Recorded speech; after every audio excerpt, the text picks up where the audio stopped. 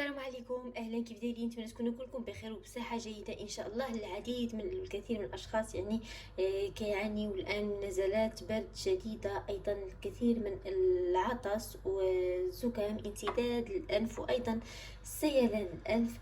غنقدم لكم واحد الوصفه اللي طبيعيه جدا سهله، المكونات ديالها بسيطه، وان شاء الله تحصلوا فيها على نتائج مرضيه. وصفه من القدم، اللي كانوا كيستعملوها الاجداد ديالنا. غناخدو هنايا كميه من الدارسين اولا القرفه مطحونه، ناخدو ملعقه صغيره مملوءه،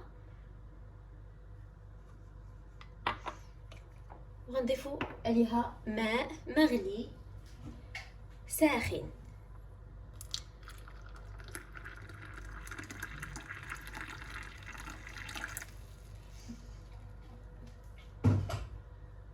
اذا ما كنتوش متعودين على المذاق ديال القرفه هكذا وحدها مع الماء، فيمكن لكم ايضا انكم تحلوها بالقليل من العسل الطبيعي الحر.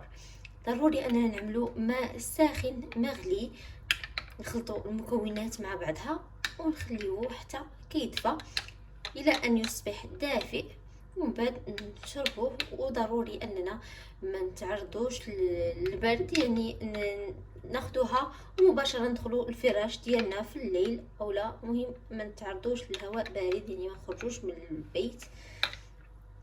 كان هذا هو الفيديو ديال اليوم. ان شاء الله غنشارك معكم وصفات متعدده لنزلات البرد والزكام كذلك والسعال، وهذه الوصفة جدا مفيدة. جربوها بتجربة رائعة وغير مضرة بتاتا بالجسم، ويمكن لكم ايضا انكم تنقصوا من الكمية ديال القرفة اذا ما كنتوش متعودين عليها اول مرة، فيمكن لكم انكم تعملوا نصف الكمية اللي عطيتكم مع الماء الكافي، كوب من الماء مع نصف ملعقة صغيرة. شكرا جزيلا، نتمنى لكم الشفاء العاجل ان شاء الله. نتلاقاو في ان شاء الله. بسلامة.